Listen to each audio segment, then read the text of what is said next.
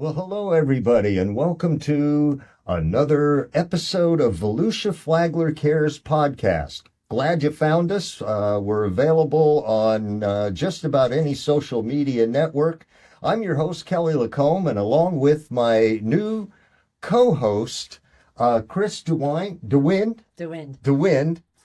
from the Flagler County Buzz, and it was kind of a serendipity that brought us together. We were, back and forth, but we finally connected, and I think that this is going to be something that will be beneficial, and I'm glad you're here. I really am. I'm glad to be here. Well, so for everybody who doesn't know, or if you do, Chris and her partner Kim published the Flagler County Buzz, and they already were gathering information about nonprofit groups, as well as a lot of journalism that you can find on their website. So anyway, we are glad to have her aboard, and really look forward to, having some fun. And she will pretty much be covering the Flagler County area for the show, and I will be doing more of the Volusia County area. But anyway, it's a lot. We are going to try to cover as much as we can. We only have a half hour, but we're going to start with a community calendar coming up soon, and I think that'll work out real well. Anyway, the mission is just to promote and publicize nonprofit groups, special events, fundraisers, and special projects. Now, you're really lucky today because our featured guest is Anthony Wilde, the executive director of Kids Rock the Nation. We're going to talk about their core mission, why it's so important to help their cause. We also will have Doug Tucker. He is the Florida District Kiwanis Funding Chair and the Division 18 Lieutenant Governor. Welcome, Doug. Good to see you. Thanks for having me. Okay, well, let's start off with Anthony. Brother, hey, man, glad you're here. Good to see you again. Full disclosure, Anthony is also a Kiwanian. I know you guys are sick of us, but we really are. We're everywhere. But he's an advocate for kids. He is a leader in national programs, and he is all about supporting the local Palm Coast community. I did a little research and came up with a bio. Started off blues musician, yes, in Daytona Beach, hanging out, right? Yes. Okay. Was that, did it pay the bills? Was it just a lot of fun? Well, I did it heavily, paid the bills somewhat. Nice. I also have another job, a couple other things that I do. Okay. I'm a songwriter with CSEC in Nashville. Oh. And, I have a publishing company, writing songs and whatnot. And man, that's great. Once you're into the writers, I don't know, there was like CSAC, YESCO, ASCAP, yeah. So many of them. The PROs. But and that's where the money is in the business. Used to be just on the lyrics, and now it's on the melody and the lyrics. Yes, Ask one of the guys who's going to be our guest, Vanilla Ice, coming up. But anyway, so you're playing, you're doing all this, life is great, moving right along, and you get a big, big whammy. Yes, I was diagnosed with cancer. And I was going to a doctor, and I was in a bad spot because being a musician, I did not have health insurance. Right. And so time went on, and we really weren't kind of moving forward with anything. And so I confronted him, and he pretty much explained to me that without insurance, and certainly I didn't have the funds for cancer treatment, that I was going to have to try to find some avenues to, get treatment. And he said he did know a doctor that did research, and he called him that day. After time went on, that when I confronted him on, where are we really going with this? Right. I'm getting sicker. And Is there a plan? Right. Yes. And so he set me up with Dr. Howard Heron, and in Ormond Beach, and him and his wife saved my life. Wow. So as a payback for the gift of life that I received, what I know is music, and through music I always helped people with benefits and whatnot. And so I approached him with doing benefits for foundations of his choice. He really didn't want to hear about it. And so, but I was seeing him regularly Right. for over a year. And at a certain point, he was working on me doing wound care. And I asked him again about it. And he told me to never ask him again, and that he didn't want to hear any more about it. And I told him, I said, well, I'm from a town of 100 people, and somebody saves your life, there's a payback for that of some kind. I cannot have you do all this for me and then just walk away. It's just like that. That's not inside my soul. Right. So he said, well, being that you have aggravated my wife and I so much about this, here's the payback. You go out all over the United States and you give kids the gift of music. That's what I did. So, man, that's pretty powerful. Woof. So for 15 years, that's what we've done. And for 10 years, we've had a 501c3. And it's just grown and grown and grown. And we've gifted all over the United States. So you are a national program? Yes. Okay. And actually international, because we've done giftings with missionaries in Guatemala, the Philippines, and the Virgin Islands with some folks. And we're looking at doing some things in Africa. So, Wow. Yeah. So, like for something like that, you'd have to have a pile of instruments before you'd, like, I guess, ship them off, and like, would they be requested? Is there, and then you try to fill those requests? Yes. Like we work with school systems. Okay. And here and all over the country, actually, Volusia, Flagler County, and we play 600 instruments in the schools here, and in Volusia County, well over 3,000. It's a way bigger county. Mm-hmm. There's only 2 high schools in Flagler County. So, but at any rate, it's taken on a life of its own.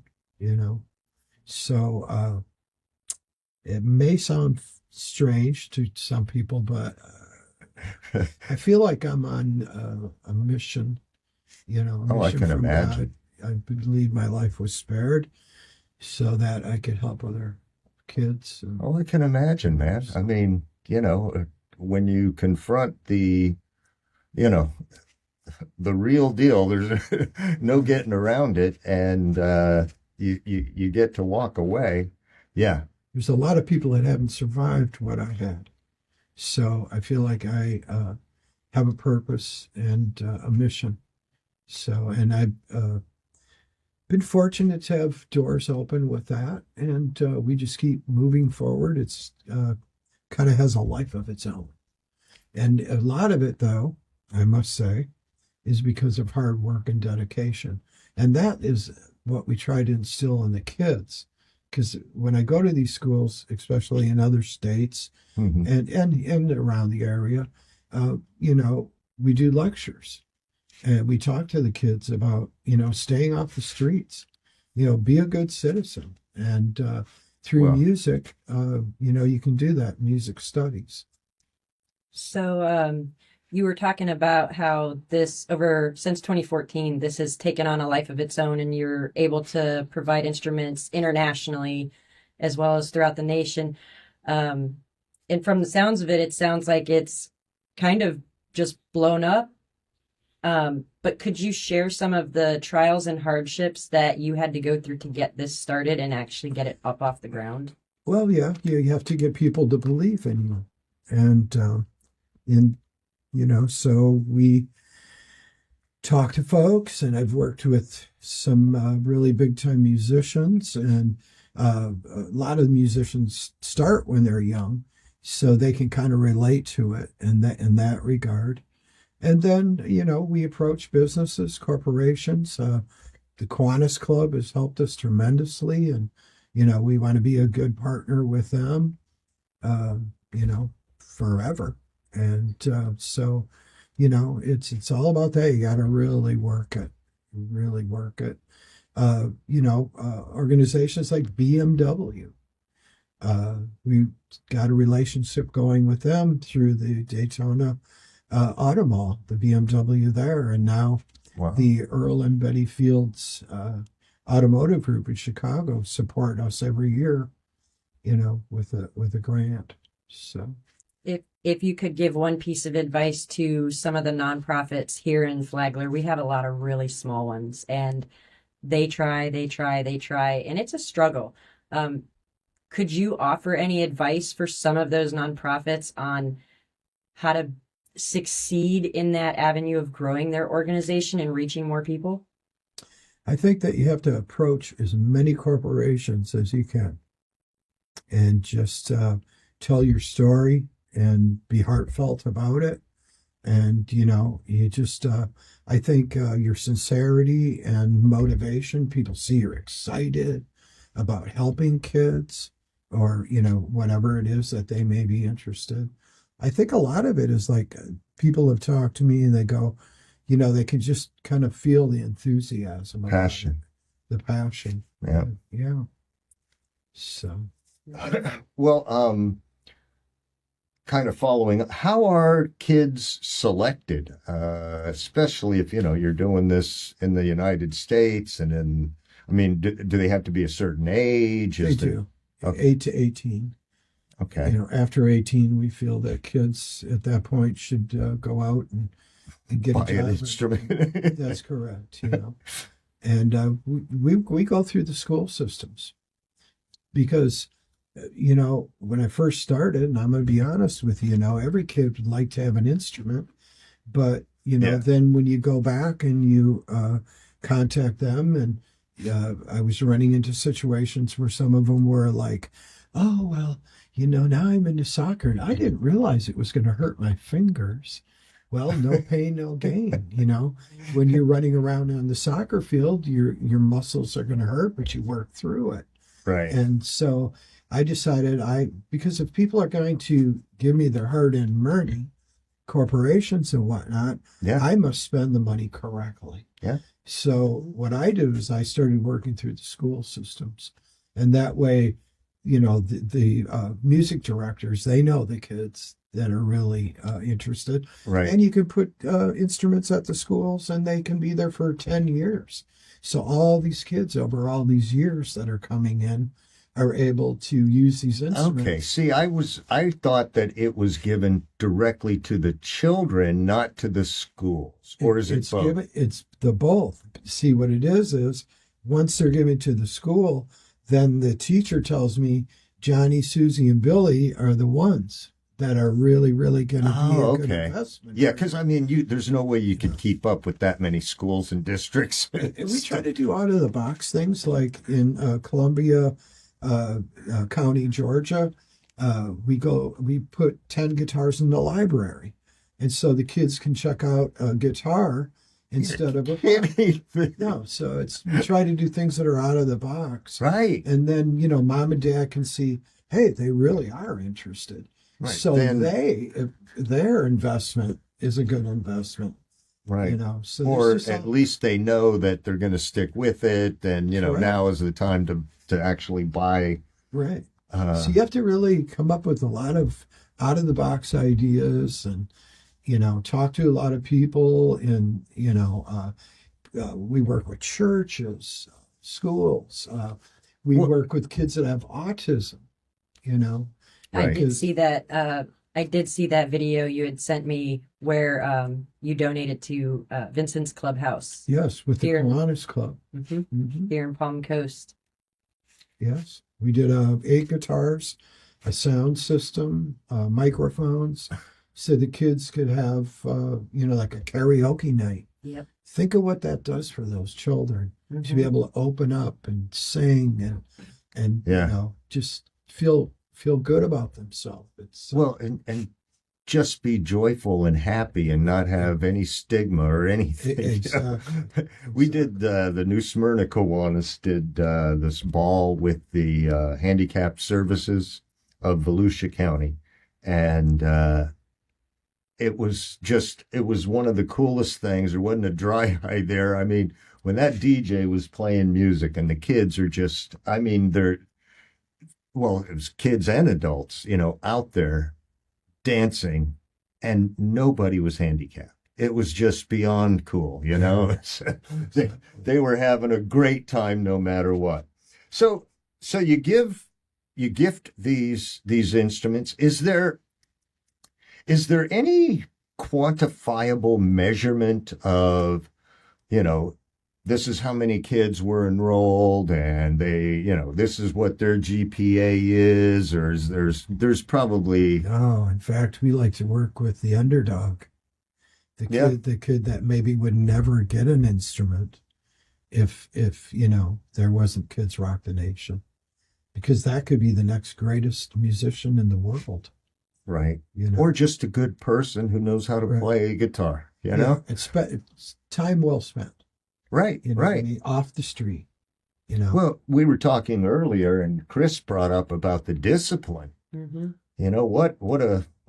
got to have it to learn anything, pretty much. Right. The desire, and then creating the discipline. Well, how does somebody donate? I mean, do they donate an instrument? Do they give you money? They can do either. Okay. We have people contact us all the time. Total Entertainment in Daytona Beach.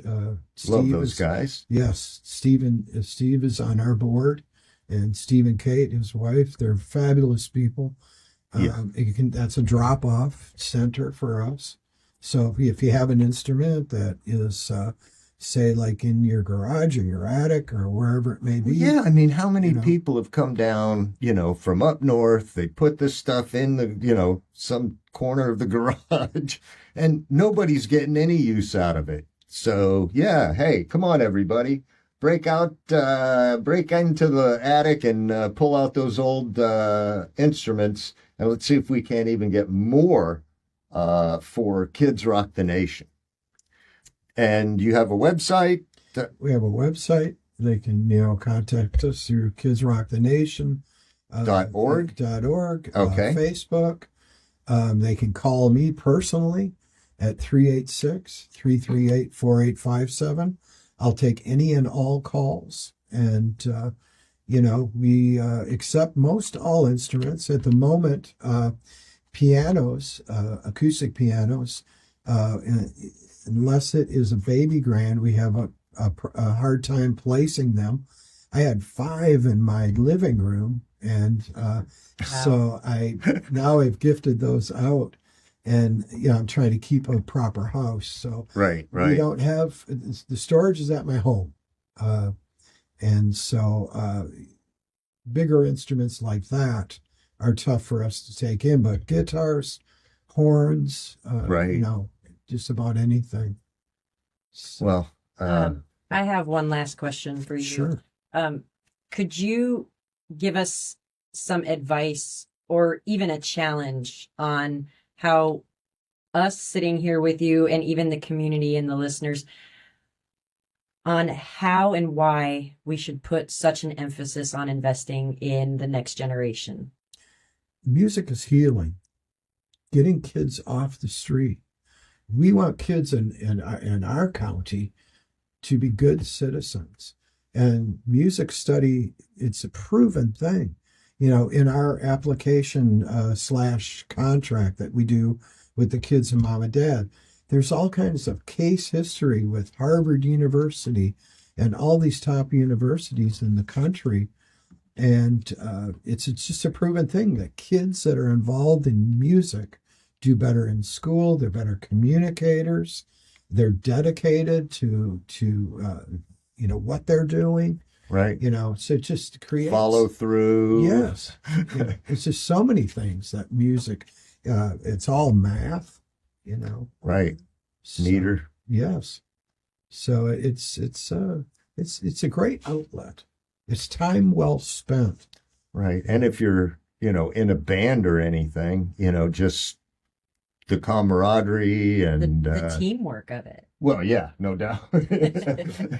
What a great thing for kids to get together and to be at somebody's house in their garage working on music instead of running around the streets getting involved in things that may not be positive. Right.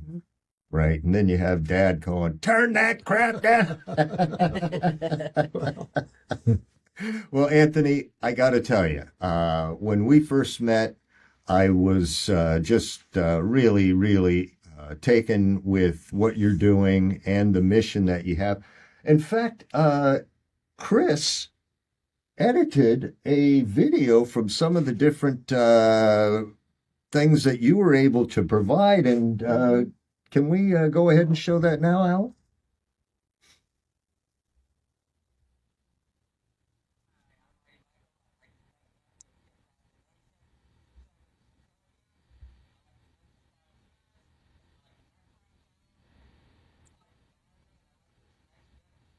So they know what they're doing. Oh, yeah.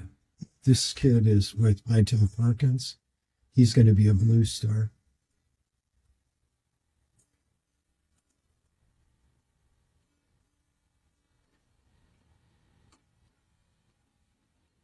He performs with Billy Davis Jr. on a regular basis. He has for many, many How old is he now? He's about 16. Now he's 16? Yeah, he's about 16. My God.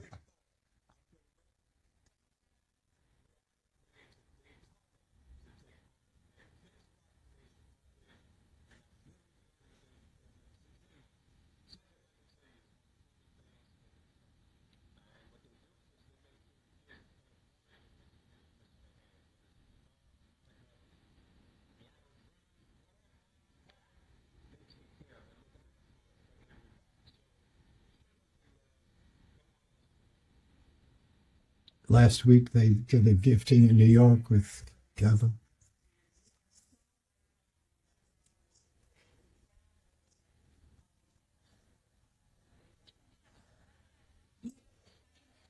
Hey, who's that guy?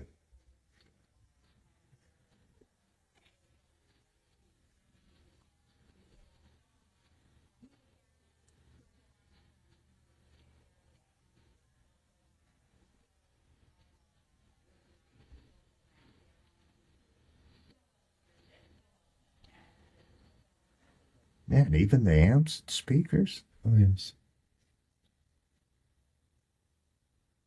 And I do want to give editing credits to Chris for doing that. That was really, really wonderful. And thank you. No problem. I can't tell you how much I appreciate it. Thank you. God bless you for that.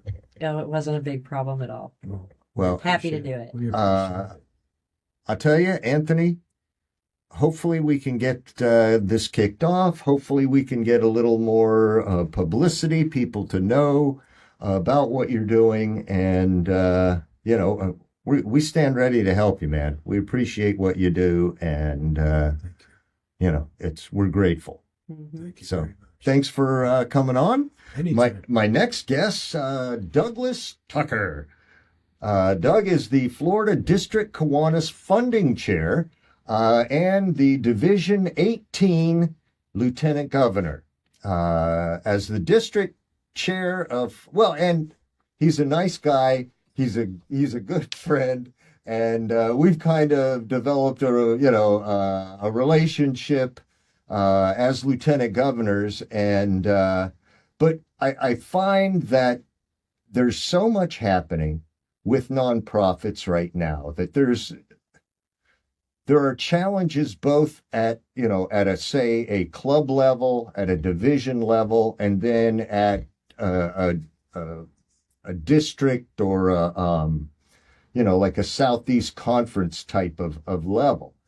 And there are people in the trenches doing things, and you kind of wonder what's the future of where you think the fundraising will go, and then what are the challenges for tying that together into like promotions, where the rubber meets the road.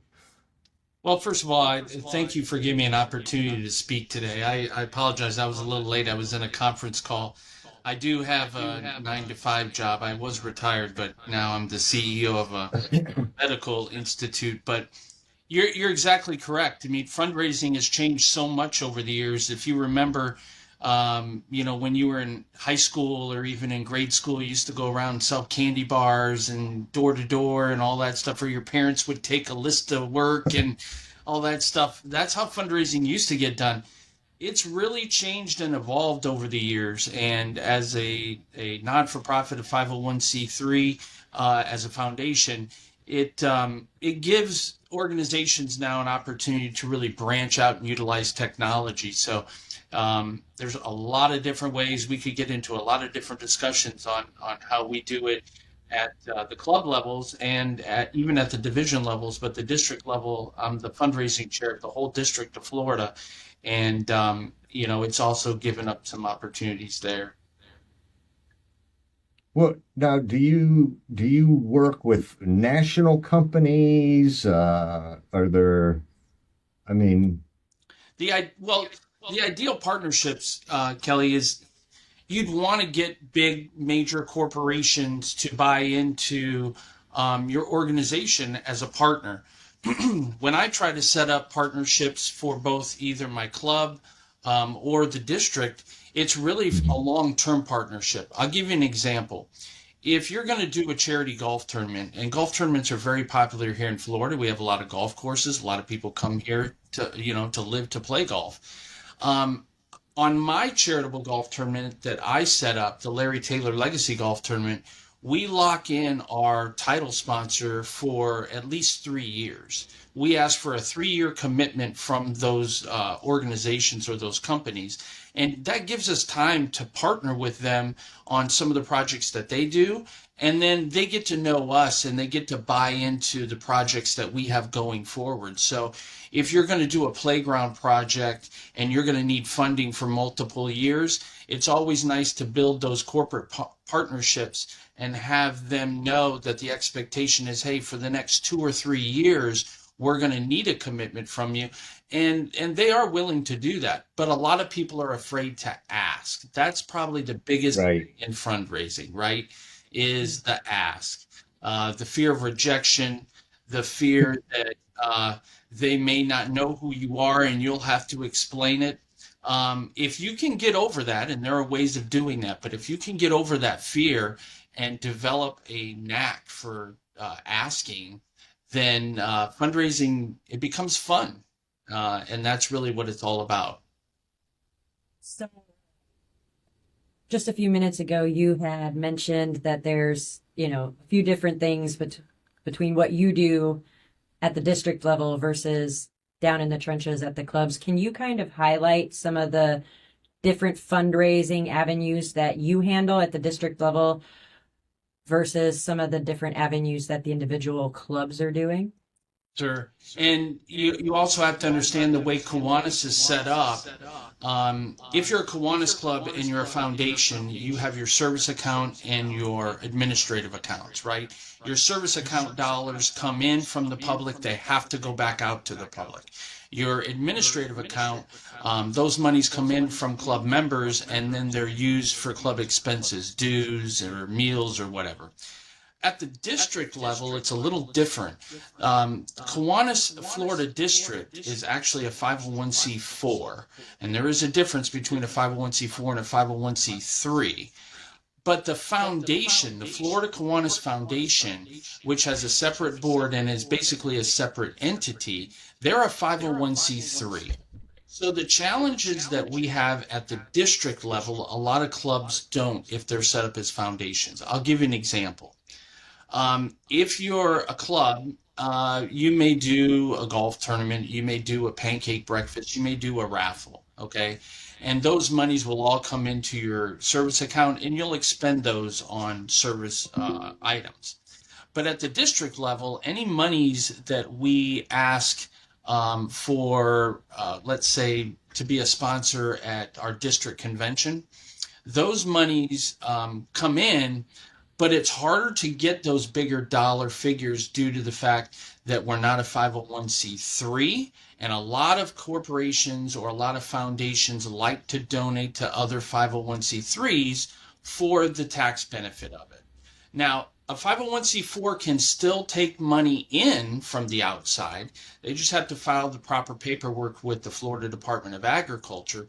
But a lot of times you're going to find corporations don't necessarily want to give dollars towards expenses. They want to give dollars towards projects. So it makes it a little more challenging. So we have to kind of negotiate our way or navigate our way through those waters and work together with the Florida Kiwanis Foundation to be able to put those big sponsorship dollars to good use.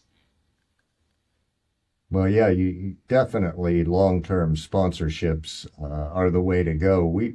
The Daytona Beach Club, they are going to be celebrating their 50th annual Score One for Kids golf tournament on the 18th. Excellent. And they have. Last year, we did an award to Carter Electric for like their 23rd straight year in a row as a sponsor, John Hall Chevrolet. I mean, this is as long-term as it could possibly be, but they, such wonderful people. I mean, even like when COVID happened, which really, obviously it hurt. And we do ours in April. So it was like the week before everything shut down. We had already had all of the golfers paid out. We had already reserved, everything. It really, really put a hurt on us. And, but the coolest thing ever happened when we went to the sponsors and said, hey, the next year, listen, if you need the money back, we'll just wipe it. And then, for the upcoming year, you can come in, and not one of them asked for their money back. It was very, very cool. That's really because of the years that they've participated and got to know your organization, got to know your club and the projects that you do in the community. And that's really the main focus is, yeah, you're going to find companies that year over year, they may or may not. But if you can solidify, a bank of people that you lock them in for a certain period of time, and of course, listen, when it comes to money, there's always got to be a return on investment, right? As Sure. CEO of a medical practice, I'm always looking at my return on investment. But if the cause is right, and the project that they're willing to put that money towards is a great project, I'm going to sign up for a series of years, but a lot of times they don't ask me to, right? They'll come to me and they'll say, hey, Mr. Tucker, can you donate money for our sports program this year? They don't say, hey, can we lock you in for a commitment for the next 5 years, right? Right. And if they did, I may have done that. But year over year, it makes it harder on the actual organization to go route and rechase those people. So I would just Yeah. encourage, especially Kiwanis clubs, to develop those long-term relationships and build some kind of sponsorship platform, that when you go to them and you say, listen, I'm looking for a 3-year commitment for our duck race, or I'm looking for a 3-year commitment for our golf tournament, lay out what they're going to get over the course of those years. And it's not just for that event. I encourage clubs and even the district to look at making these true partners, right? That they're going to be on your website year round, that they're going to be mentioned on your social media marketing that you do. Anything that you do, mention them as partners, because again, when you go back to them and you say, hey, it's time to Right. re-up, they're like, yeah, my return on investment, I really felt good about it. Do you think that's an issue that's happening with nonprofits, whether they're clubs or others, where the balance isn't right between the use of technology and digital marketing versus putting the effort in the community to build and foster those relationships? I think it's a combination of both, really. I think, first of all, like I mentioned earlier, the reason why a lot of non-for-profits maybe aren't as successful in their fundraising is they're afraid. They're really afraid. You can look at your own Kiwanis clubs, right? How many people are out actively asking people to donate money? Not necessarily donations, right? I mean, people will give you food, they'll give you clothing, they'll do that sort of thing. But when it comes to money, right, where you really need that money to do the projects, there's not a lot of people in your club that really are able to go out and ask people because they're afraid. That's probably the biggest challenge. So you find maybe 1 or 2 people that lead that effort. But once they're able to ask for that money, then you have to put some kind of program together and say, listen, we do social media marketing for our club, for our projects. These are the projects that we've got lined up this year. This is where we'd like to utilize your money. So that way the company knows, hey, this is what my money's going towards. I know it's being used for the right reasons. And again, if it's coming in from the outside, it's got to go into the service account. And it has to be taken back out and put back out into the community. So that's probably the best way that I do it. I'll just give you a quick example at the club level, and then I'll talk to you about the district level, because I'm working on a really big partnership for the Florida district. At the club level, the Larry Taylor Legacy Golf Tournament, it's not 50 years old. A lot of times golf tournaments kind of peter out around 7 to 10 years because, people are just tired of, oh, we always do a golf tournament. Well, golf tournaments can be very successful depending on how you set them up. And I have found that utilizing technology makes not just golf tournaments, but a lot of other events more successful. There's a company out of, I think it's up close to you guys, called The Perfect Golf Event. You can go to their website, theperfectgolfevent.com. They're based out, I think, Punta Vedra. They have basically a whole technology package that you purchase. It's not very expensive in the grand scheme of things. I think they've got several packages. The one we pick every year is the Eagle package. But the whole back end of a golf tournament is all done on that website. So you refer all the people, whether they're sponsors or players, to that website. They can register online. They can see all the things that are going to happen on your tournament. This website comes with the package. It does all your pairings. It handles all of your transactions as far as your payments. And it makes it really easy to do. But it gives that club a year-round presence on the internet, and you put those logos up on that. And you start to build what I call a legacy project, right? Or a legacy golf tournament. So when I go out and talk to my partners and I say, listen, I want you to be my title sponsor for $10,000, but I don't want you to just commit this year. I want the next 3 years. They know where they're going to be located on social media. They know what that money's going towards. It's going towards scholarships, endowment of scholarships, and they're more apt to be like, yeah, no problem. The technology makes it really easy. You don't have to run around and find checks. That's at like kind of a local club level. At the district level, I can't mention the entity, but I told Kelly about this last night. There is a financial institution in the state of Florida that has a really cool what I want to say, a really cool program. And they are a foundation. Every time you use your debit card and you're a patron of this financial institution, 2 pennies of every transaction goes to the foundation. Okay. And each county that this financial institution is in, they have their own pot, right? So I happen to be the president of another foundation here in Charlotte County called the Charlotte Local Education Foundation.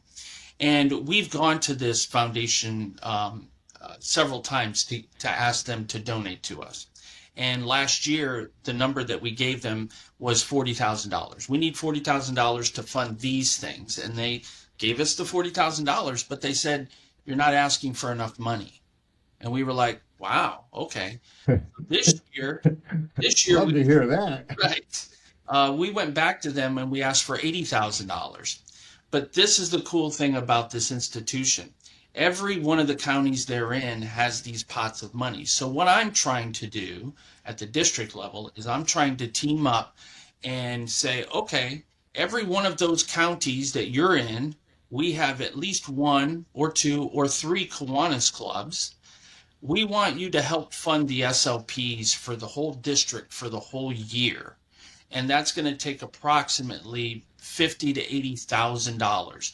Can you give me, $5,000 or $1,000, from each one of those counties? If you think about it, $1,000 from each one of those counties is $31,000. Well, I went a little bit further. I said, I want $10,000 from each one of the counties that you're in, and that's $310,000. So we're working at building that. But this is the kicker. They want to give that money to the Florida Kiwanis Foundation, okay, because it's a 501c3, and they like doing businesses with other foundations. And in fact, their foundation will only give money to another foundation. So at a bigger scale, there's ways of putting these deals together, but it takes a lot of work. Well, Doug, your perspective is definitely enlightening, and I am thrilled that we were able to speak with you, because again, when we talk, it's the club president or, somebody like that, and, we don't get quite that 30,000-foot view. So we really appreciate you coming on, and want to thank you. And I will see you at the very latest in DCON. But thanks again. Yeah, I think we've got another board meeting coming up here shortly, so we'll see each other on. Oh yeah, that's right, on Monday. If anybody needs any further information or any ideas as far as fundraising go, they're more than welcome to email me. My email is D as in Douglas and the last name Tucker.Kiwanis@gmail.com. Be more than happy to help you out. And as the fundraising chair for the district, it's my job to reach out. So let me know if you need anything We'll else. go ahead and post that on the episode. All right. Well, thanks a lot, Kelly. It was a pleasure having me My on. pleasure, Doug. We really appreciate it. Thank you. All right. Have a great day. Okay, everybody. Next week, our guest is Jim Jaworski. He's the Chief Executive Officer of the Daytona Tortugas. Yes, it's that time of year, the crack of the bats. And he's been a huge supporter of the Kiwanis Club. In fact, our duck race for the Daytona Beach Club, their whole VIP expo was right there all along the river. He's just a great guy. He's a lot of fun too. And he's going to talk about the season actually will kick off on Friday. So a week from tomorrow is the start of the gosh, it almost seems like 5 months baseball season.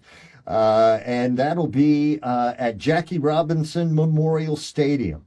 We're going to hopefully also have an interview with special guest Sheldon and Shelley, the team mascots. So that ought to be really interesting. All right. Well, listen, everybody. Chris, thanks for being here. Anytime. We're going to figure out a little bit, how our dynamic works. But I appreciate your patience, and thanks for coming out. That'll wrap up our episode. And Anthony and Doug, we really appreciate you being on, and thank our viewers for sharing your time with us. We hope that we're going to continue to bring thoughtful, insightful, and we pray it'll be entertaining content for you every week. Look forward to seeing you. Take care. Bye-bye.